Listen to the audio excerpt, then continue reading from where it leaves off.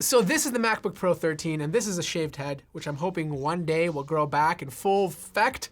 Will be hair everywhere, it'll be glorious, but until then, let's focus on the review, okay? Stop staring.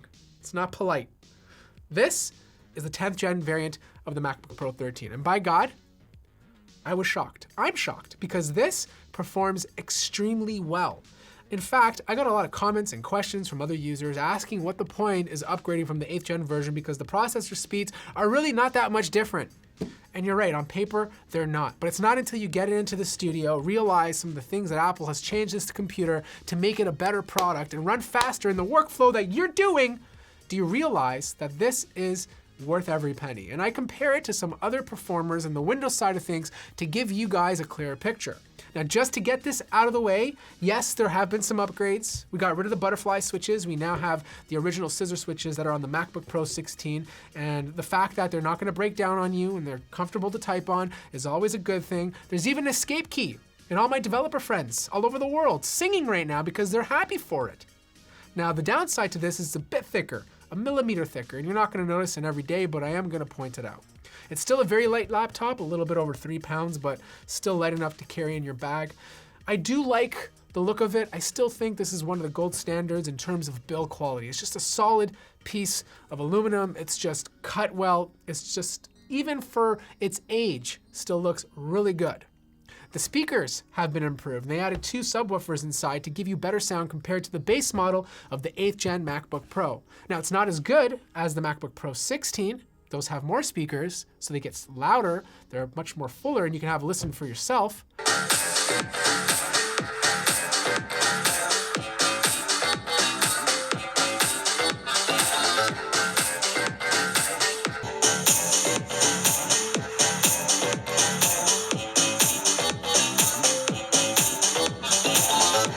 Besides that, everything else is the same. The webcam is still terrible. The display is still exceptional. I love 16:10.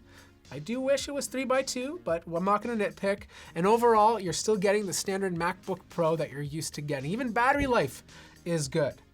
The one area though that kind of shocked me though was the CPU. For example, if you are a coder, the MacBook Pro 13 destroys the competition. In fact, well, technically doesn't destroy the competition because I actually got better results with the 2019 MacBook Pro i5, but this came in a close second. The next test I did was Adobe Premiere because it's poorly optimized and completely relies on the hardware of your laptop, especially the CPU. And again, the MacBook Pro 13 not only had better playback in the timeline, it also had much faster render times. Now, a lot of you are probably smashing your heads, faces, and hands across the keyboard, nerd raging, saying, Matt, you maniac.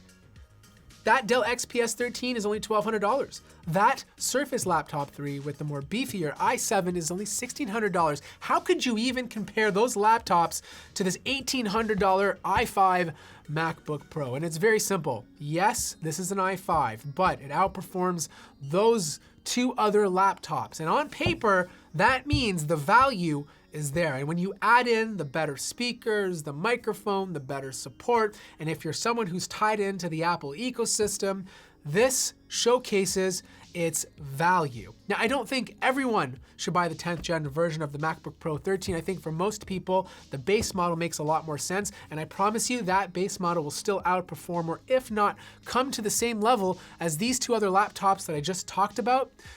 I don't think it's worth going to the 10th gen unless you need that extra graphical performance from the Iris Plus GPU. So anyways, I hope that answers all of your questions. If you have any more, let me know in the comments down below. I also stream on Twitch every second night. I'm gaming and answering your tech questions, so follow me there. Like the video if you liked it, subscribe if you haven't already, and I'll see you guys in the next video.